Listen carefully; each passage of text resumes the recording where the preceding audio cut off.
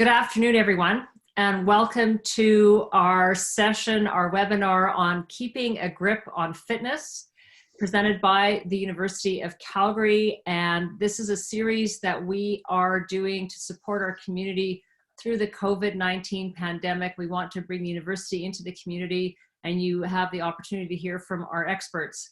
And today we are going to hear from Dr. Patricia Doyle-Baker, otherwise known as Tish, who is an associate professor in the Faculty of Kinesiology. She's going to be telling us how we need to stay fit through this challenging time. Dr. Doyle-Baker is going to be making a presentation, and then we will have the opportunity for questions and answers, and you'll be able to ask those questions through the Q&A function at the bottom of your screen. Dr. Doyle-Baker is an associate professor in the Faculty of Kinesiology. She's a doctor of public health. She's also served on the board of the YMCA Calgary and has been a very important voice in physical fitness and the connection between physical fitness and mental health as well. So I'm going to turn it over to Dr. Doyle-Baker. She's going to give us her presentation, and then we'll have time for everybody to ask her questions, including what she did for exercise this morning. Over to you. Great, thanks very much, Deb. I'm going to share my screen. Good afternoon, everyone. How you are doing today will be critical for, oops, just a minute here as I get this going. Critical for all of us. So the title, Deb, can you see that well? Is that good? I sure can. That looks excellent. Like a familiar setting to me. Okay, yeah, it does, doesn't it? The UFC gym, which we're missing. Yeah. So let's just talk about the title, Grip is Everything. And, you know, this is a picture of Olga, and she's got that javelin, and she's ready to just throw that. And she is an older female adult who has a lot of upper body mass. And what we can say about that is that it's an interesting association between mortality and death. So when we think about physical activity, we should think about it maybe in the idea of what are the attributes that are important. And one of the attributes is grip strength, and the other one is aerobic capacity. And those are my two favorite things to talk about, and that's what I'm going to talk about today. I just have a picture at the very bottom down there of a cheetah just about to grip a gazelle. And what's interesting about this is in order for that cheetah to get to that point, they would have to have had superb aerobic capacity. So the two of those things hopefully will be in the top of your mind as we walk through this presentation. So my next slide is just pretty straightforward. It's thinking about the predictor of mortality or death. So to grip or not to grip. So grip strength is a proxy for strength, upper body strength. And we all know the person that squeezes our fingers when they shake your hand and you feel terrible after that because your hand's hurting. You don't want to mess with them because they haven't lost the ability to exert force. And force and power are part of that upper body strength. And as we age, we lose those. So we want to maintain grip strength. We want to maintain it from the perspective of upper body strength, power, and force. And on that side note, women in general have more difficulty with overhead things and grip strength. So that's another sort of a sex-specific area. So this will identify our sex-specific area. And this is just a graph showing grip strength, looking at dominant hand versus male and female across the age span on the horizontal axis. And over our age, we have about a 54%, could have about a 54% change in our grip strength, which also demonstrates to us why we lose some of our ability to do certain things as we get older. So let's move now into the capacity of aerobic capacity, you know, to step or not to step. So everyone knows about the 10,000 step scenario, which we know isn't necessarily founded on great research. But let's put that aside for a second and just give you a quick few statistics. So if you take 4,000 steps per day, 3 kilometers roughly, versus 8,000 steps, the 8,000 step person is half as likely to die. That's pretty straightforward math. So your chances of dying drop even more if you take more steps. So 12,000 steps per day versus the 4,000 steps per day. And that's all very well and good, but the key is to remind yourself who you are. Now, right now, if we look at this picture, we've got a penguin. He's the fluffy penguin about to mature, and the other penguins. And you can see he's just lifting his foot, and behind is a person just about to walk. So if you ask a penguin, Does 8,000 or 12,000 steps a day matter? They're going to say, no, what matters is that I'm working every day and I'm stepping and I'm going forward. So the key is to individualize your steps per day and do a little bit more every day. This is the hardest slide of my presentation, but I would say very important, because the key is intensity. So you've got aerobic capacity, grip strength, but we need to do intensity in our life. And the best way we can do that during this time is to do high intensity interval training. And that involves repeated bouts of relatively intense exercise for a short period of time, followed by recovery. And so we have different ways of doing that. There are on your left-hand side of the screen, you can see there's some training variables. You'll note that there is recovery days in between each one of those, and that there are different levels of intensity that we can do.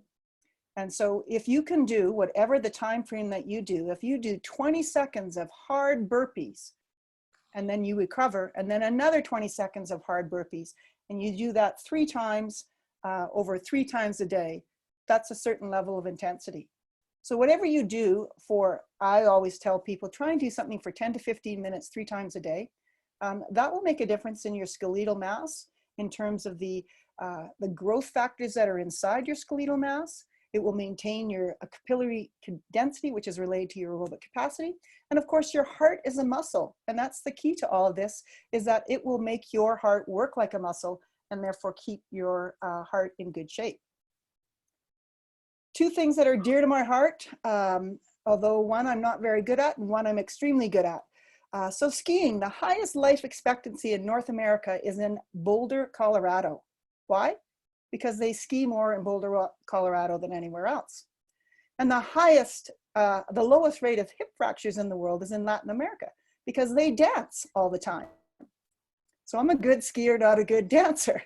But fortunately, I've got one of those. And those high intensity activities preserve balance and lower body strength, and they reduce the risk of falls. And at the U of C, we're world leaders in the area of neuromuscular training. So I want to encourage everyone to dance, because we can't ski right now. And if you dance, that will help preserve balance and lower body strength, which is critical for a long quality of life. And this graph, again, just shows the sex differences between males and females in terms of incidence of fall rate. And you can see that females have a higher incidence of fall. We're the dark line, males are the dotted line.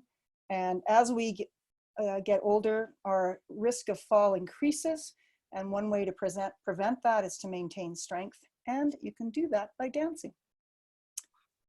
My last little note that I wanted to talk about was fuel. And so here's a group of individuals. They all weigh the exact same, 70 kilograms.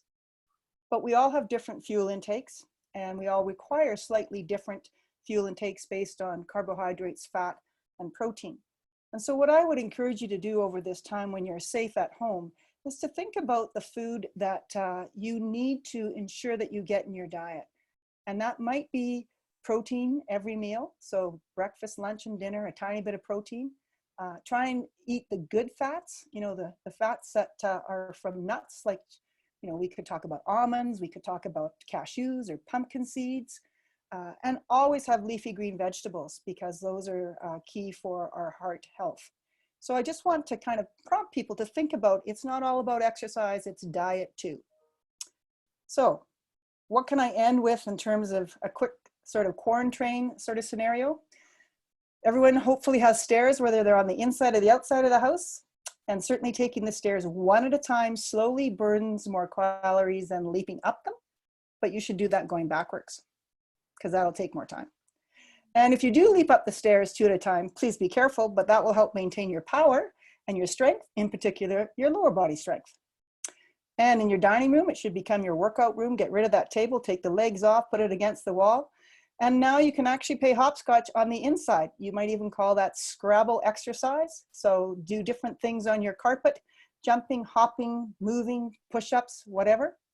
And you should always do that by showing the world. So face the outside, make sure that you've got a window that everyone can see you doing this amazing hopscotch, and obviously dance with music. And then in terms of body management, think about doing things that have high intensity training. And you might think of this as short and sweet, although sweet might be hard work because the rewards will be delayed, but think of it that way. And if you're old enough to know what 5BX is, then you'll know that intensity matters and that it doesn't take a lot to do a little bit of exercise. So be there for others, stay at home, think of a sound mind and body, because exercise is critical for maintaining our mind. And think about your lean mass, so doing strength. Think that your lean mass will affect your bone, but in order to do that, you need to make sure you have good fuel. Think about strength, think about grip, think about balance, and all of those things will play into your immune system and hopefully keep you healthy and happy while you're at home. So, whoops, that's an extra slide. So Deb, that's what I've got to sort of start with, sorry. Okay, So, well, thank you very much for all those words of wisdom. So I just have a question for you. You talked about sort of turning your dining room into a home gym. And I guess the question is, you know, we're having trouble enough setting the boundaries for work versus the home environment. Now we're going to add the gym to that, and that's work, it's not home. So how do you sort of set those boundaries for the gym so that you don't resent it and it just doesn't, there's no escape from anything? You can't escape from the office right now, then the gym's always there. How do you balance it all? yeah, that's a fantastic question. And I know that for me, my gym is in the basement, and I don't think that's the best place for it right now, because you need to be looking outside. And so I think if you have a place, regardless if it's the dining room or not, you should try and make sure that whatever you're doing, you can face the outside so that you're looking outside. I would say that's key to not resenting your gym. So if you can distract yourself by looking outside. But you know what, I think you shouldn't be, you know, thinking about this as really the end of the world, so to speak. You should be thinking about this as, okay, this will pass. And this is an opportunity to utilize space in a different way. And maybe at the end of utilizing this space, you might say to yourself, that's not where the dining room table belongs. That might be the end of the story. Yeah, it could be a different story. So question, how do we balance cardio and strength training, especially in small places? And I'll just add an editorial. You talked about the 20 seconds of burpees. I remember learning how to do a burpee in grade 2. I've never liked it. Exactly. So is that, so just, that's misery, I think. Anyway, so how do we balance the cardio and the strength training when we don't have a big space? If we don't have a big space, well, first of all, I want to say that I think burpees are on the rebound, no pun intended, because we can do them so quickly and so easily. But I didn't like them either. And when I do 20 seconds of burpee, I'm pretty tired at the end of it. So, you know, your aerobic capacity is a hard thing to maintain on the indoors. But the idea of stepping and moving, you can create a number of ways to do your aerobic capacity, as long as you find some way to increase that intensity. Mm-hmm. So I think high intensity training is built for a quarantine, in the sense that if you think about your stairs and going up and down those stairs. So we used to do, a long time ago at the university, we used to go into earth sciences, and we would go up and down those stairs, those 7 flights of those stairs, as a training thing. And that's what we have to imitate in our home. So we have to do that. If you have a yard, go outside and do it outside in your yard, and just, you know, one day run laps in your yard, which is incredibly boring, but, you know, maybe have Lady Gaga on your ear set to keep you going, something. But I don't think I have the answer.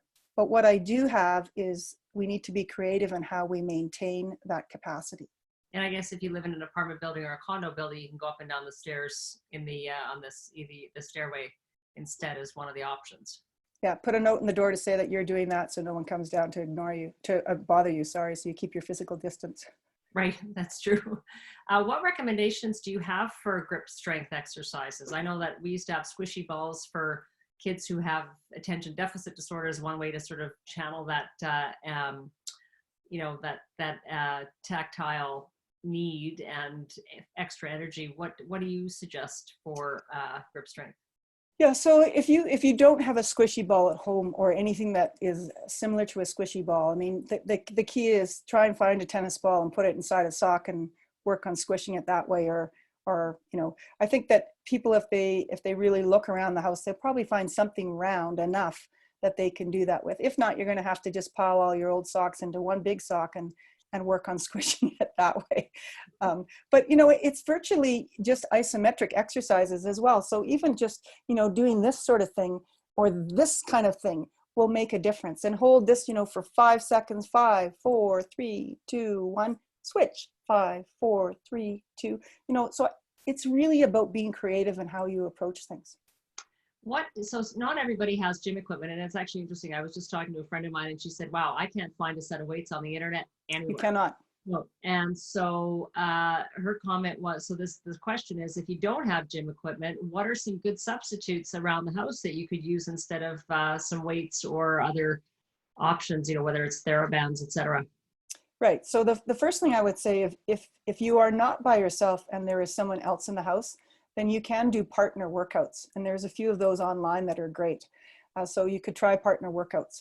But if you don't have someone to do that with, then I think now your kitchen comes into play, you know, where we have a granite countertop. I think it's granite in our kitchen. And I found that to be an amazing way to do a lot of work. So I know it's not going to crack under my weight. So I've been using it to do bar dips. I've been using it to hold my legs up in the air, you know. So I've been using my kitchen counter a lot to do the typical type things that I would normally do in a gym that have equipment with. So depending on the height of your kitchen counter, that might work. If not, it's a chair that you take out and you use that to do bar dips, i.e. chair dips, or leg raises if you can. Again, Deb, I'm going to say it, it's about being creative. And maybe taking out that 5 or 10 pound bag of sugar and doing squats with it. Right. So I've actually put all our pennies that I should have brought somewhere a long time ago into a milk jug, and I've been using that. Yeah. Someone is, I'm an old swimmer from way back when, and someone has just sent in a note saying, I used to swim every day and I can't swim now. What recommendations do you have for exercises that have similar benefits that is not running? I miss the solitude of that and the rhythm of swimming, it's such a great recovery exercise. Yeah, the pool is very comforting for sure. I used to do all my physics homework in the pool, swimming lengths, because that was the only place I guess I could not be thinking about other things. You know, that motion of swimming is difficult to imitate. And if you don't have any elastic bands, so not necessarily the TheraBands, but the other, you know, elastic ones, if you don't have those, then it's a bit hard to imitate. But if you do have an old bike tube, and I have lots of those in my house, they actually work quite well. You know, you attach it to a door and you just pull and pull and pull. And so those bike tubes can be very useful for doing that type of exercise. But honestly, swimming's a tough one. So what about, so the question was, you know, I'm not swimming. Is there another kind of exercise that would be good? That's running. And so what would you suggest? Oh, any type of activity that you can raise your heart rate is the kind of activity that you want to do. If you don't have a stationary bike, then you aren't able to do that. You know, maybe it's going to be the boring up and down the stairs and out the yard and back. And I don't know. I think it's a creative scenario. There's I should mention that some of the bike stores and training facilities in town are renting bike trainers, TCR being one of them. So maybe that could help. You can rent it on a monthly basis and put your bike up on that. And the fellow who runs TCR is one of Dr. Doyle-Baker's former students. Yeah.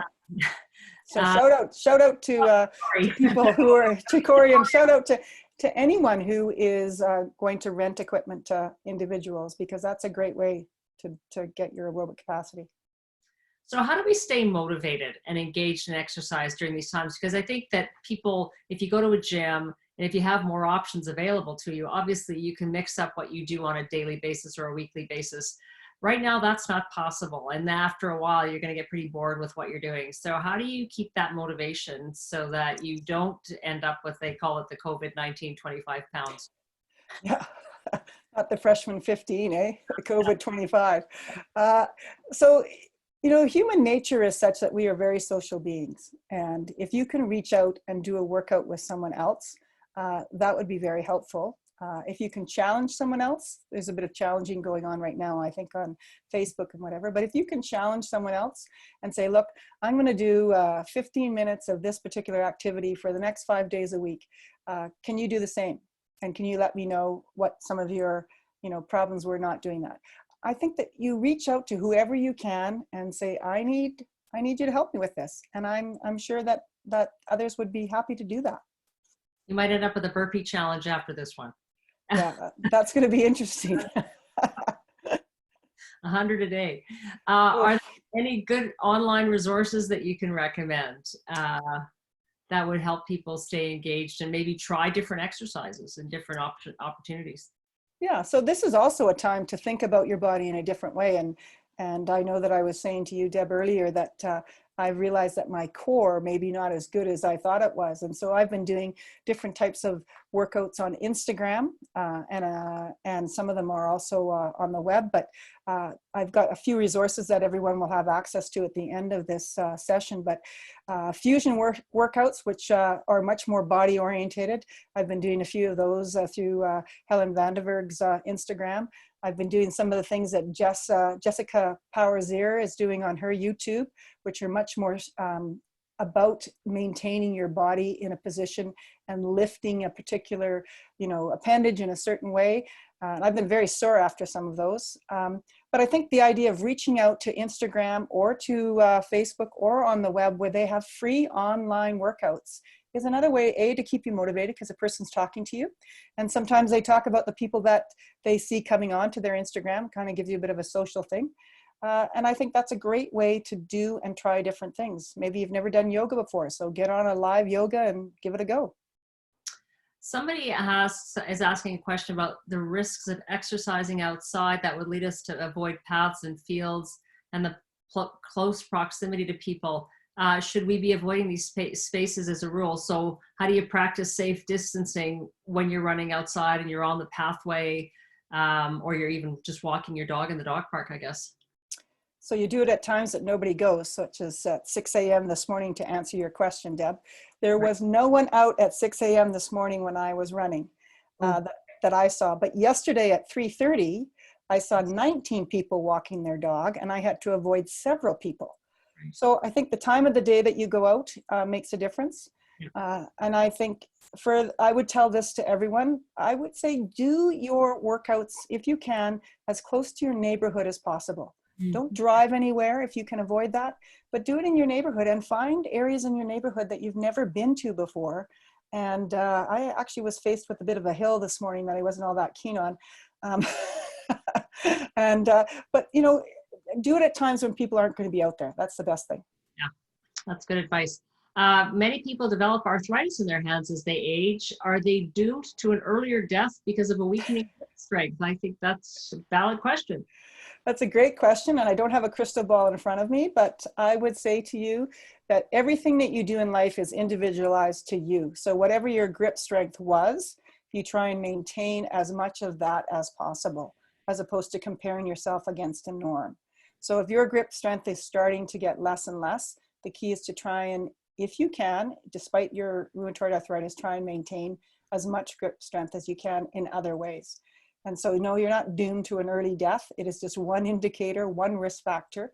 Try and make all of your other risk factors excellent. So if grip strength is something that's failing, then, focus on your diet. Make sure your diet is excellent. Focus on your sleep. Focus on your mental health, because every risk factor contributes to what we refer to as all-cause mortality. So think of the other things that you can make a difference with. Think of the things that you can express in a very positive way. So, and what about people who need to do some exercise but are, compromised in some way, whether they've had surgery, whether they are elderly, they have to use a chair. Do you have any thoughts about what they can do to keep themselves active, even though they are limited? Certainly. So we do know that when you first get out of surgery, the most important thing for your rehab is to regain enough strength that you can do daily active living things. So that would be getting up, going, to the kitchen, dining room, back again. So you have to start slowly and work towards that. But the key you can do is to make sure that you do a little bit more each day, whatever that is, if it's walking or, maybe you have to learn how to use stairs again. But in terms of the people in the chairs, there are a number of online activities for those to do exercises in the chair as well. So hopefully people have the ability to get on the internet and search that out. But there are exercises for those people in the chairs. Does piano playing help with grip strength? Yeah, we should ask Glenn Gould. I would think that piano playing requires a certain level of grip strength and has a lot of agility in those fingers, and probably that would the actual playing the piano is probably far more important than the grip strength in that case. It's good for your neuroplasticity. Exactly, your brain. So is 15 minutes of exercise 2 to 3 times a day preferable to a longer stretch? Yeah, that's a very good question. So there was a great study done about 15 years ago that looked at 3 times 10 minutes a day versus 30 minutes a day. And there's many ways that we could look at this, because we've talked about aerobic capacity and increasing endurance. And the only way to increase endurance, of course, is to increase the time frame. But we've also talked about how high intensity training is really important from an intensity perspective. So if you were to do 3 times 10 or 3 times 15 minutes a day, then perhaps the following day you might just do one 30-minute workout instead. But the key, I would say, that's far more important to all of this, unless you're a high intensity athlete, is that you need to do daily exercise, and it should be at least 30 minutes a day in this COVID-19 scenario. And you know, we talk about 150 minutes a week. Forget about the 150 minutes a week and say to yourself, can I get in 30 minutes of physical activity every day at a certain level of intensity, and one day a week try and make it a really high level of intensity, but the other days it doesn't have to be as high as that one day. So when you talk about high level intensity, I guess the question is, how do you measure that high level? Is it perceived rate of exertion? Do you have to wear a heart rate monitor? Do you need a whizzy watch that tells you what your heart rate is? How do you figure that out?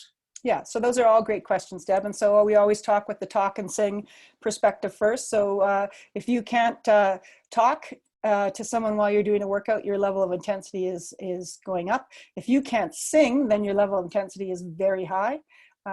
So that's one way of doing it. You can also use the perceived rating of exertion. So I would just go from 1 to 10 and say 10 is my highest level of intensity, and try and maintain around a 7.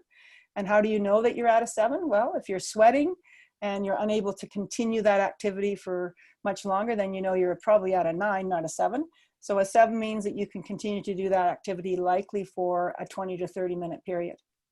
If you do have a watch, then great. And if you have a heart rate monitor, great as well. But think about you as an individual, because some individuals have to work at higher levels of heart rate than other individuals to get the same sort of workout. So in the end, it comes down to, are you sweating? Is your heart really working hard? And if those two things are happening, then you're on the right track. So there's been some interesting articles that I've read lately about high intensity workouts and the potential to compromise your immune system right now. So could you speak to that in terms of what some people who may be, more athletes or, lapsed, aging athletes who are still used to a certain level of intensity, can you speak to how we should structure those kinds of weeks in terms of how much intensity should there be without the potential of compromising your immune system? Is it 2? Is it 1? Like what? Right. Yeah. So I'm gonna answer this from a slightly background perspective first, Deborah. So we have something in the epidemiology world, in the health world, called a J-shaped curve. Okay. So if you think of this J-shaped curve, where the top of the J is before you go up, where that J is, that's sort of what we consider normal. And what we find is that if you exercise, a little bit down in here, or moderate as we would call it, your risk of infection is actually going down.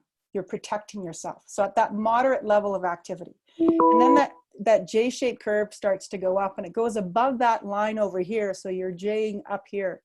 And that's when that level of intensity is getting so high that your immune system is no longer able to combat the inflammatory aspect of exercise. And so what happens is your immune system starts to fail, and you end up becoming sick. How does that happen? Well, the research will tell you 2 things. One, it's a bit sort of on one side or the other. Some people say it's a very, very long durational activity that influences upper respiratory tract infections. And other people say it's too much of intensity too soon. Oh, So there's a bit of a scenario there. But if you're a high level athlete and you no longer have the Olympics at this second to pin your hopes on, then you're going to have to look at your periodization plan. In other words, your yearly training plan, and you're going to have to change that to really an area right now where you're maintaining your skill sets of what you need to do, but not at the highest possible level. So you don't want to be training super hard 3 or 4 times a week. You probably want to be maintaining your strength and your aerobic capacity, but maybe you're not going to gain aerobic capacity in the next 3 months. Maybe you'll gain strength instead, or vice versa, but you're not going to be working at that level where you're going to get to that peak of your performance. And how do you tell and what to do? Well, I think that part of it is to look at your heart rate and to know what zones you are within the heart rate. And any elite athlete will know that information and how to do that. But your immune system is a function of the inflammatory markers. And those inflammatory markers do occur during high intensity or exhaustive endurance exercise, I'm going to say. And when that happens, then your body is unable to continue to fight those. And so instead of being protective, they become a bit more inflammatory. How about, can you talk about the need for stretching before and after exercise? That's also had some conflicting messages. We used to say you have to stretch before, now it's don't stretch before. What's the right prescription today? Okay, so so we think of a warm-up today as not about stretching per se, but as imitating the activity that you might do, but also from the perspective of warming up your neuromuscular system. So by that, I mean, if you're going to go into in FIFA 11, so the soccer scenario has the best example of this. They developed 11 exercises that you would do before going into a soccer match. And those 11 exercises are all about warming up the neuromuscular system from the lower limb all the way up to the upper body. And so what we say to people is you need to warm up based on the activity that you're doing. And let's just say you're going to go outside and do a quick or a run. Possibly, if it's on a nice pavement and there's no ice and anything, the best way to warm up for that is to start off doing a slow run. Okay. Right? So unless you have access to neuromuscular training things, which are a lot about agility and balance, and stimulating this core part of you, so partner things, so that you're using your whole body. If you don't have access to that, then do the activity that you're going to do at a slower, methodical way, in a slower, methodical way. Yeah, so it's just really start slow and then just continue to increase the intensity as you start to feel better.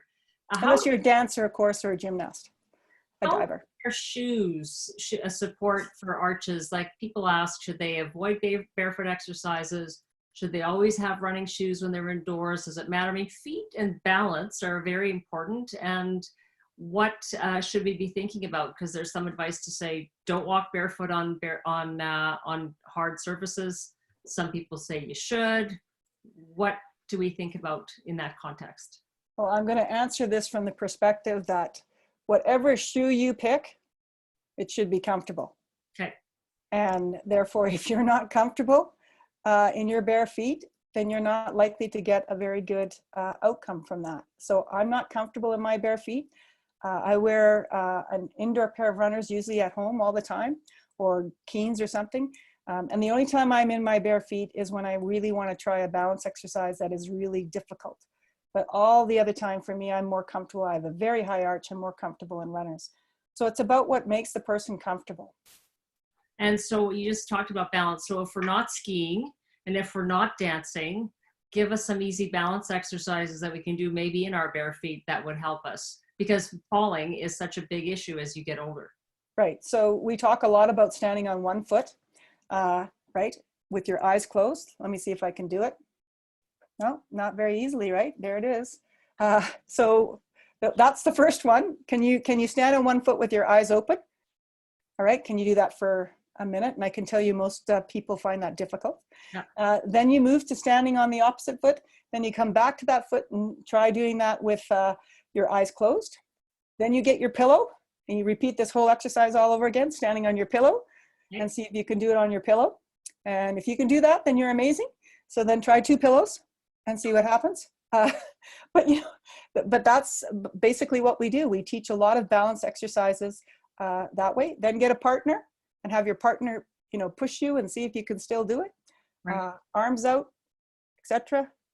All of those kind of things are important. And so what muscles are you engaging when you're balancing on one foot? Well, first of all, you should be engaging your core. So that's the middle part of your body. So you should be engaging your core, and then you'll be engaging your quad, and your soleus and your gastroc are almost always engaged because those are our walking muscles. So that whole lower leg is going to be engaged. If you have pain in your knee joint, then don't do it though. Oh, okay, that's good advice. What exercises are you including in your exercise routine every day? Is there anything new that you've especially enjoyed or incorporated into what you're doing on a daily basis? All right, so yes, so I have a grad student, Tessa, and so she's got some workouts on Instagram to Tessa at Coach, I think it is, but they'll be in the resource package. And she showed me this exercise on the rowing machine where you have your feet on the seat, all right, and you are then putting your feet on the seat, you're moving out, doing a push-up, then going into a pike by bringing the seat close again. So you're like this, and then you push out, do a push-up, and come back in. I'm working on that. That's a Pilates exercise. Yes, for you Pilates people, it would probably be very easy. No, it's something that they'll try and torture you on the reformer with. How important is stretching after exercise? It's not just stretching, but we see a lot of advice about rolling. And is there a point where too much stretching actually starts to work against you? Yeah, so that's a good question. And I would say I'm not an expert in the research in this area, but I would say that, again, stretching is something that is important to feel comfortable with. So I always stretch after my workouts, just because I want to find out where I'm stiff and where I need to do a little bit of work. And there are some things that I pay attention to, like my IT band, for example. My middle back for me gets sore, so I have a roller for that. But I don't know the research in the sense of how much is too much, or, whether there's a good or a bad way. I think most people will do it according to how they feel. Mm-hmm. But I don't know enough about the research to really suggest much more on that. Do you roll your IT band? I use my fingers on my IT band or a little tiny roller. So I usually do this massaging thing with my, or I use a little roller. It's more like a foot one. Yeah. And I use that to go up and down.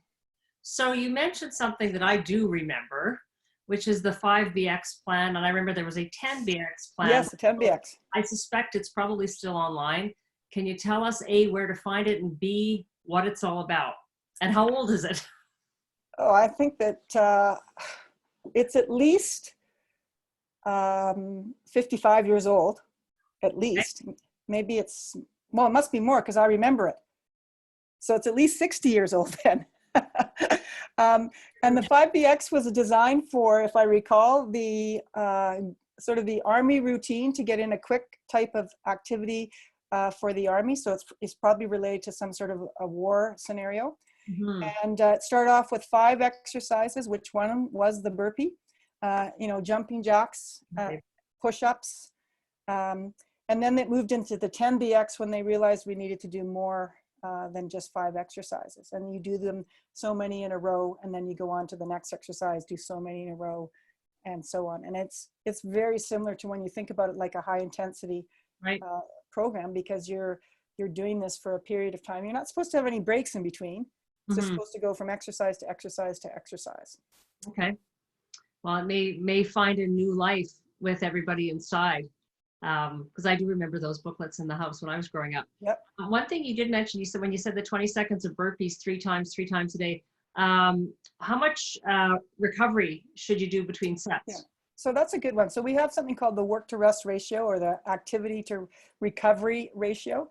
And it really depends on the individual. So 20 seconds, I use 20 seconds because that's as long as I can do burpees right now for. But we typically start off doing 10 seconds worth of work, 20 seconds of recovery, and then move to a 1-to-1, which would be 10 seconds of work, 10 seconds of recovery, or 20 seconds of work, 20 seconds of recovery. And then we might move to where you're doing a 1.5 to half of that. So you would do 20 seconds of work and only 10 seconds of recovery. So there's many iterations of that formula. Right. The original formula from this Japanese fellow Tabata was 20 on, 20 off. Right. Okay. Somebody just said to follow Ryan Heffington on Instagram for dance classes. Family friendly and lots of fun. So if anybody wants to learn how to dance or start dancing, that's an option. So I'm curious, we talked a little bit about online offerings of everything from cycling classes to Pilates to yoga. Do you see the current situation as disrupting the fitness industry as we know it today? Because all of a sudden people are starting to realize there are different ways to keep themselves active? Yeah, so this is a real pivot for the fitness industry. And yeah, I guess we could call it a disruption as well.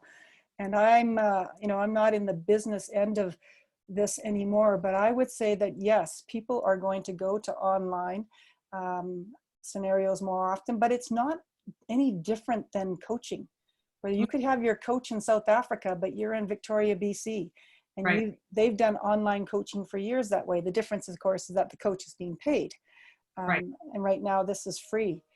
So I would think that most fitness instructors are jumping on this to hopefully get more individuals to follow them, who will then at later time contract them to do online training.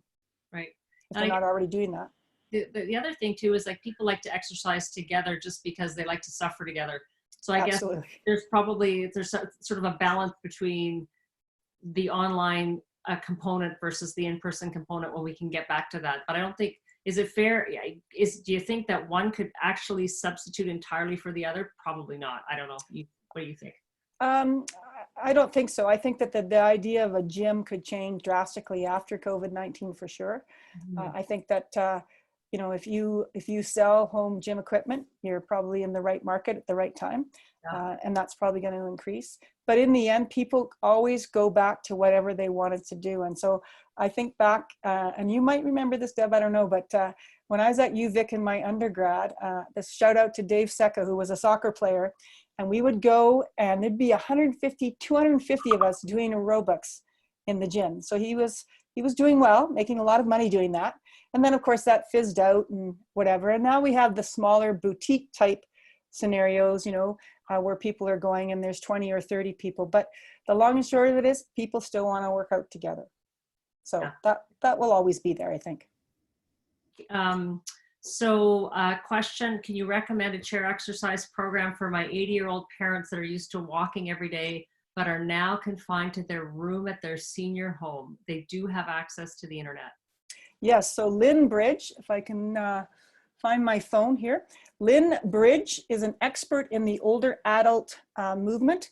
And if you search her on the internet, you will be able to find her, or on Instagram, she's there, or Facebook. But it's Lynn Bridge. Let me see if I can quickly bring this up. She was in Calgary, but she's moved back to Saskatchewan. And she would be the best person to do this with. Lynn Bridge, I don't know if I can get it to come up quickly enough on here, Deb, but that's who it is, who I would say. Because unfortunately, as you mentioned, as we know, there are so many people in seniors facilities that are confined to their rooms now because of the outbreaks. So yes, very challenged. I have a question about, can we talk a bit about the importance of exercise and mental health? Right. So again, just to kind of give you the physiology, because that's what I love. So when we exercise, if you had looked at your brain, you would see certain areas of the brain that light up when you exercise. And that tells us that exercise, goes right across that blood-brain barrier and makes a difference to us. And the more we exercise in the sense of a daily routine, it would appear that the research states that your mood or your outlook changes in a more positive direction. And virtually every university in Canada right now has been putting together a program for students. And it might be a partner program, or it could be related to the kinesiology department or whatever, where they get students who don't need to see the escalation of a psychologist yet, but they need to talk to someone about their mental health. And they start them off in a walking program, and then they move them into the gym. So the research is very solid that exercise in particular improves your mood and may stave off other mental health issues at a later time. So I would say that you should think about exercise from the perspective of a mental health break, and maybe that might motivate you to get outside as well sometimes. And of course, we could go on and talk about being outside then, also showing similar research outcomes that being outside, you do better as well. Right, because you've been outside and you've been able to just have a different stimuli and fresh air. Mostly. Yeah. One more question about, you talked about fuel. You said 1/3, 20 to 23 grams of protein per meal. You talked about nuts and other options for people who are allergic to things like nuts. What else would you suggest? And I guess, the thing is, how do you fuel yourself at a time when your activity level just isn't as high? And how do you balance that? Because, we're not moving around as much. I know my step count has dropped dramatically. Yeah, mine too, definitely. So again, just to make sure that I don't upset any of the registered dietitians out there, that's not my area of expertise. But I talked about fuel, in particular protein, as an older adult, as an older female adult, and getting fuel, a certain amount of fuel per day. And fuel is based, or a certain amount of protein per day. Protein is based on your weight.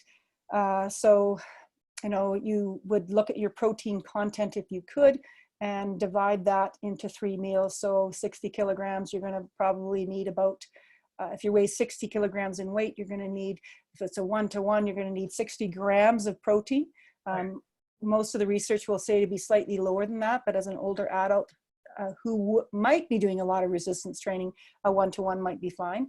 And so you would then split that 60 grams of protein based on your weight of 60 grams or 60 kilograms into 20 grams in the morning at breakfast, 20 at lunch, 20 at dinner. Right. And then how do you get that? Well, if you are allergic to nuts, then perhaps it's chickpeas, and perhaps it's eggs, and perhaps it's other sources of protein that you use. I do think there's enough ways to get protein in your diet, but you have to be creative with it. If you can't have nuts, or you choose not to eat meat, then you do have to be creative, right? But we know that the egg is the reference value for many things in life, particularly protein. And so 6 grams of protein with 1 egg, that's not so bad. Yeah. Cottage cheese. Yeah, no, that's good too. It's got a packs good protein punch as well. You said there was a flawed study with the steps, the 10,000 steps. Can you tell us a little bit more about that? Because a lot of people, I got my 10,000 steps today, I'm good. More the fact that the study never occurred. Oh, okay, better. So the 10,000 steps, again, was something that occurred I believe in Japan, and it was something based on getting people more active, and how the 10,000 number came about is a bit of a mystery. And then in Australia, they developed a really good step program, and then the 10,000 number kind of became not just folklore, but kind of brought into the research world. And then eventually we realized, well, where did it come from? And so we all kind of thought about it and went out there and said, well, is it 10,000 steps, or is it 8,000 steps, or is it 6,000 steps? Right. And really the key is none of that. Okay. The key is that if you want to make a difference in your life, do 2,000 more steps based on what you've already done. Every day? Well, no, not cumulatively every day. Like, so if you start, you'd never do anything else in your life. But if you let's say, you and I have picked 10,000 steps because we picked that, right? And right now I'm getting in about 6,500 a day, and I have to work at it to get that in, right? Yeah. So it wouldn't be practical for me to do 2,000 more steps, right? But if it was a weekly thing or a monthly thing, then yeah, I would say, okay, can I, over this week, get 2,000 more steps in that week, versus that day? Whereas if I was at work, no problem, I could get another 2,000 steps in, but not right now. So my goal right now is to always be above 6,000 steps a day, and that so that has nothing to do with my run or whatever else I'm doing. That's my my daily sort of thing. But it is about the more steps you do, which is based on the research in that slide that I talked about, that if you think about it from a mathematical perspective, if you do 4,000 steps, and then you do 8,000 steps, your risk of mortality related to that is halved. If you do more, it's going to be even more than halved. It'll be, 65%. So it's an individualized, do more. So I just, this sort of leads me to something else. A lot of people are starting to use standing desks at home. Yes. And how, people say you shouldn't be sitting, and this sort of relates to the number of steps in a day. So curious as to your thoughts about the standing desk versus those of us who are sitting on calls and Zoom and other media right now. Is that something we should be considering so that we are a little bit more active as opposed to sitting? Yeah, so this answers a different question. It's more of a health question or a metabolic health question. So I have a standing desk at home, but I do not have one at work. And nor do I want one at work. Right. But at home, when I'm talking on Zoom, it's great. I'm standing right now and I'm talking to you. But when I'm writing, I cannot stand and write. My mind and body doesn't work that way. But my computer is set to go off every hour to make me stand up, as you experienced the other day. Right. And in fact, all of my grad students know this because it's set at work as well. So the idea is that if you just stand up, even if it's only for a 2 to 3 minute, metabolically, you're changing the utilization of what your muscles need for fuel. And that can make a difference. Sure. And so again, I would say I can sit for 90 minutes and that's it. Yeah. Then I can make 2 hours sometimes, but then I need to get up and walk around and whatever. And that's what I do. I get up and I walk around for 5 minutes and do something.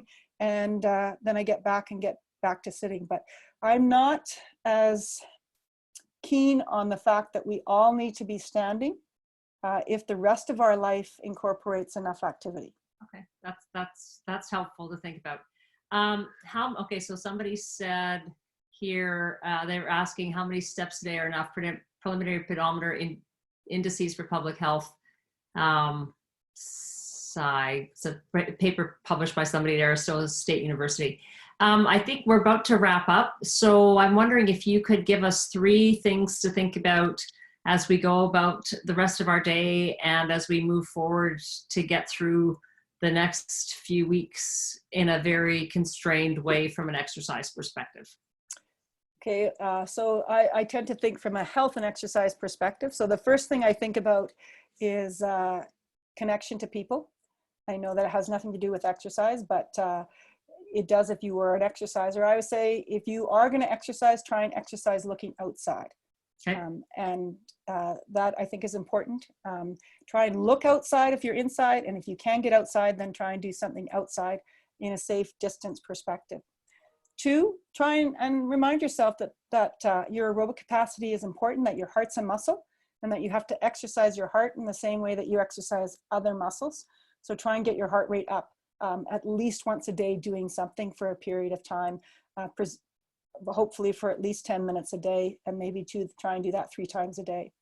And then number 3 is, I think, try and challenge yourself to find the best ways to do strength type exercises in your home and do something along the lines every day, but make sure that you don't do the same thing every day. Try and figure out to do something different every day. Well, on behalf of everybody listening and on behalf of the University of Calgary, I want to thank you for being part of today's webinar. And I want to tell everyone who's still online that we're doing another webinar on Monday, April 6th. It's Parenting in a Time of Physical Distancing. It's 2 psychology professors, Dr. Sherry Madigan and Dr. Nicole Racine. We'll be doing that at 1 o'clock, and hopefully you'll be online to hear that presentation. Have a great day. Thanks very much for being with us today. Thanks, everyone. Bye. Bye-bye.